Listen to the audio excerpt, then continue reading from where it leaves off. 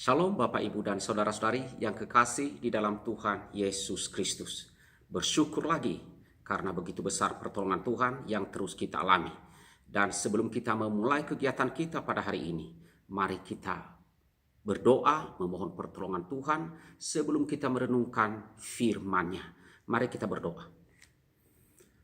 Bapa kami yang bertata di dalam kerajaan sorga, kami bersyukur kepadamu ya Tuhan. Begitu besar pertolongan-Mu yang terus kami alami, hari demi hari Engkau terus menopang kami. Terima kasih ya Tuhan, kalau hari ini kami masih ada, dan semua itu adalah anugerah-Mu saja kepada kami. Terima kasih ya Tuhan, meskipun kami tidak layak sama sekali mendapat semua apa yang dapat kami nikmati, karena semua itu adalah pemberian-Mu, dan Engkau tidak memperhitungkan karena berdasarkan kebenaran kami di hadapan-Mu, tetapi karena kasih-Mu yang begitu besar. Terima kasih ya Tuhan, tolonglah kami pada hari ini. Kami mohon ampunilah segala dosa kami, sucikan kami oleh darah Tuhan kami Yesus Kristus. Dan kami akan membaca firman-Mu ya Tuhan, dan berbicaralah kepada kami, ajarlah kami, dan kiranya Roh-Mu yang kudus menguatkan hati kami untuk dapat merenungkan firman Tuhan dan juga memampukan kami untuk melakukannya. Kami berdoa di dalam nama Tuhan Yesus. Amin. Bapak, Ibu, dan saudara-saudara yang kekasih di dalam Tuhan Yesus Kristus, firman Tuhan yang akan kita renungkan pada hari ini masih di dalam Pengkhotbah pasalnya yang ke-7 ayatnya yang ke-5. Firman Tuhan berbunyi demikian. Mendengar hardikan orang berhikmat lebih baik daripada mendengar nyanyian orang bodoh. Mendengar hardikan orang berhikmat lebih baik daripada mendengar nyanyian orang bodoh. Nah, saudara-saudara yang kekasih di dalam Tuhan Yesus Kristus, masih berkaitan dengan hikmat. Dan ini adalah hikmat pengkhotbah bagian yang ke-5. Nah, saudara, dalam dunia ini tidak ada seorang pun yang sempurna. Ya, setiap orang pasti pernah melakukan kesalahan ataupun pelanggaran. Nah, pada saat kita melakukan kesalahan atau kita melakukan pelanggaran, maka seringkali kita mendapat teguran. Misalnya, kita ditegur oleh orang tua, kita ditegur oleh pimpinan perusahaan di mana kita bekerja, kita ditegur oleh guru ataupun hamba Tuhan di gereja. Bahkan ditegur sendiri oleh Tuhan. Nah, saudara-saudaraku yang kasih dalam Tuhan, respon kita tiap-tiap orang terhadap teguran bisa berbeda-beda. Ada yang bisa menerimanya dengan lega hati, lapang dada. Tetapi ada juga orang yang mengeraskan hati. Ya, bahkan ada orang yang tersinggung, marah, dan bersikeras tidak mengakui kesalahannya. Nah, orang-orang seperti ini, saudara, sebaiknya belajar untuk rendah hati dan terbuka untuk dikoreksi. Nah, saudaraku yang kasih dalam Tuhan, penulis kitab Pengkhotbah menasihati kita bahwa teguran atau hardikan orang berhikmat itu baik sekali buat hidup kita.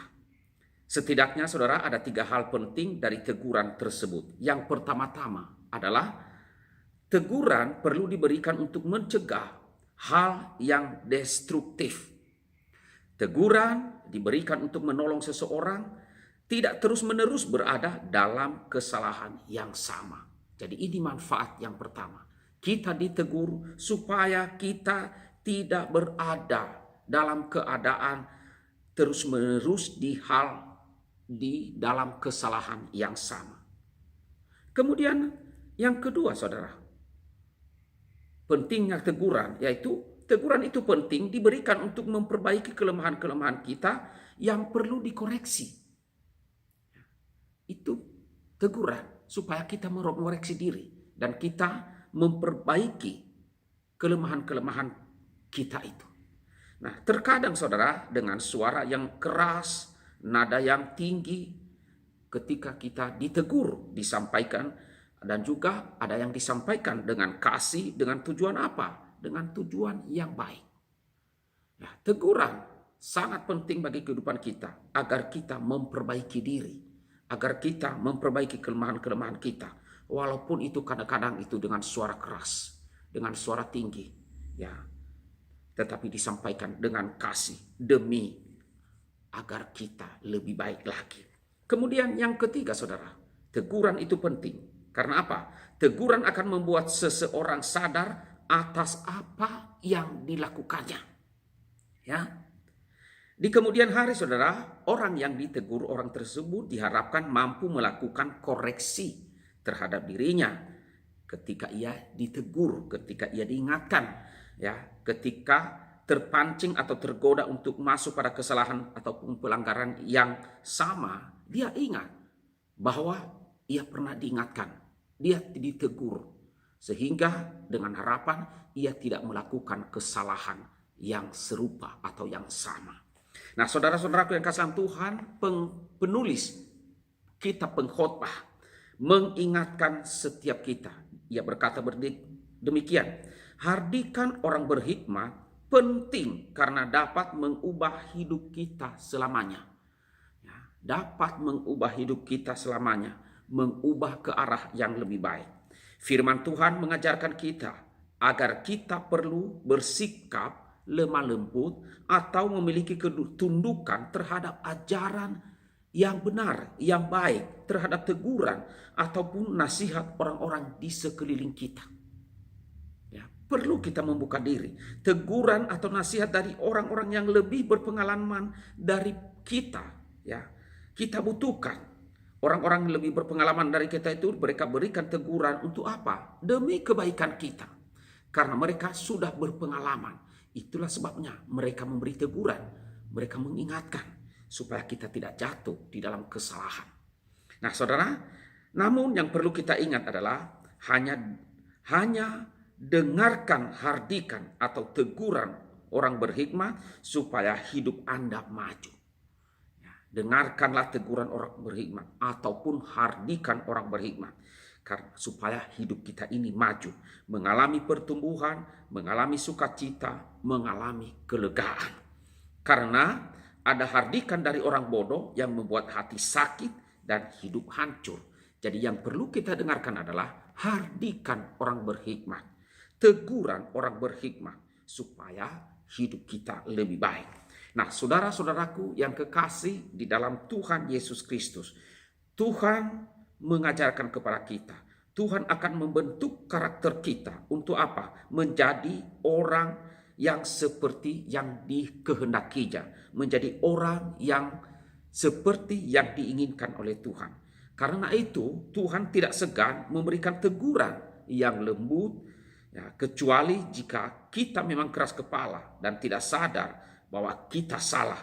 Maka nanti saat kita sudah berada di dalam rumah Tuhan, Tuhan Yesus ingin menyapa kita, ya, mungkin Dia ingin menegur kita, ya, supaya apa? Kita lembutkan hati kita, kita memberi tempat kepada firman-Nya untuk terus mengajar kita. Kiranya Tuhan menolong kita untuk melakukan firman-Nya. Amin. Mari kita berdoa. Bapa kami yang bertata di dalam kerajaan sorga, kami bersyukur kepadamu ya Tuhan. Kalau pada hari ini Engkau mengajarkan setiap kami tentang hikmat, bahwa hardikan orang berhikmat jauh lebih baik daripada nyanyian orang bodoh. Karena hardikan itu memberikan kami hikmat agar kami lebih baik ke depan. Tuhan, tolonglah kami agar kami membuka hati untuk senantiasa siap kalau kami dikoreksi, kalau kami ditegur, supaya kami ada hikmat, supaya kami bisa belajar hal-hal yang lebih baik, agar hidup kami lebih maju, dan kami bersukacita, dan kami dapat menikmati hidup dengan lebih baik. Ya Tuhan, kami mohon tolonglah kami, agar kami tidak cepat marah, dan juga tidak cepat tersinggung, ketika kami ditegur oleh orang lain. Hamba berdoa untuk seluruh jemaat pada hari ini, kiranya Tuhan memberkati, kiranya Tuhan yang menolong. Berkatilah orang-orang yang lemah, yang sakit, yang lanjut usia. Demikian juga setiap jemaat yang berjuang untuk mencari nafkah. Kiranya Tuhan tolong dan kuatkanlah iman kami.